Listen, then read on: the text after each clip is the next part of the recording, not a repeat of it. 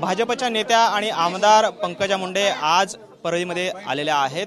विधान परिषदेच्या आमदारकीची शपथ घेतल्यानंतर आज पहिल्यांदाच त्या परळीमध्ये दाखल झालेल्या आहेत आणि परळी वैजनाथाचं दर्शन जे आहे ते त्यांनी घेतलेलं आहे।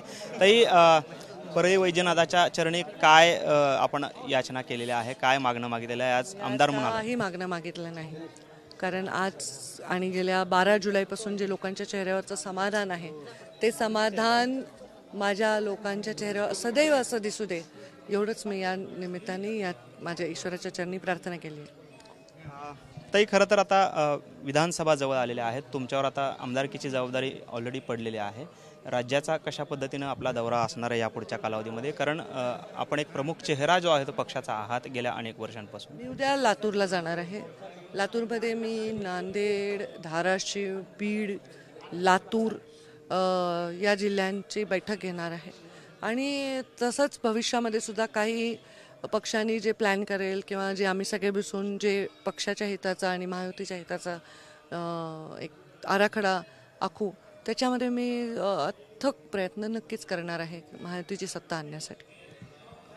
आज परळीमध्ये जोरदार स्वागत झालं, कसं पाहताय स्वागताकडे? खरं तर आपण आवाहन केलेलं होतं की करू नका।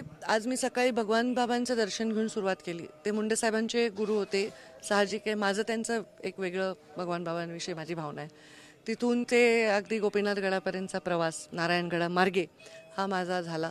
ज्यांना मी आव्हान केलं होतं, जे माझ्याबरोबर अनेक वर्षे काम करतायत, माझ्या आव्हानांना शिस्तीत प्रतिसाद देतात, त्यांना मी सांगितलं होतं सत्कार नाही, फुलं नाही, हार नाही, त्यांनी प्रतिसाद तसाच दिला। हे पण अभूतपूर्व आहे की मी म्हटल्यावर हार, तुरे, फुलं, फटाके नाही केले, पण हे राष्ट्रवादीला बंधन नव्हतं, त्यामुळे राष्ट्रवादीने परळी मतदारसंघातल्या जंगी स्वागत केलेलं आहे शिवाजी चौकामध्ये। आणि हे एक पहिल्यांदाच योग आला आहे की परळीच्या राष्ट्रवादीने माझं स्वागत करण्याचा। तर एक छान त्यांना ते काय म्हणतात ते माफी होती माझ्या नियमांची, असं दिसतंय आज। ते खरं तर मराठा समाजाला ओबीसीतून आरक्षण द्यावं असं सातत्याने मागणी होते। खरं तर आरक्षण हा विषय आल्यानंतर अगदी मुंडे साहेबांपासून ते आपल्यापर्यंत आपलं प्रमुख भूमिका जी आहे ती महत्त्वाची असते। आपण सरकारकडे काय मागाल?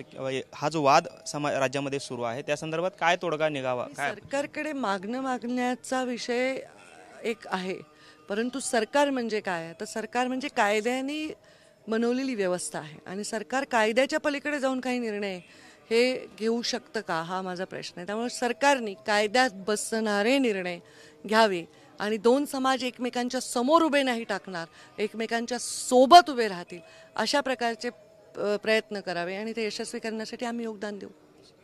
तर या होत्या पंकजा मुंडे आणि जे आरक्षणाचा प्रश्न जो आहे राज्यामध्ये निर्माण झाला तो सोडवण्यासाठी आम्ही प्रयत्न करू असं आश्वासन आमदार पंकजा मुंडे यांनी दिलेलं आपल्याला पाहायला मिळतं।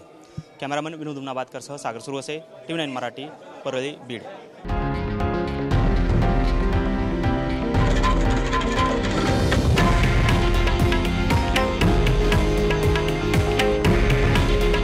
हे आहे देशातील नंबर 1 न्यूज नेटवर्क आणि आपण पाहत आहात TV9 मराठी। काळजी तुमची, हित महाराष्ट्राचं।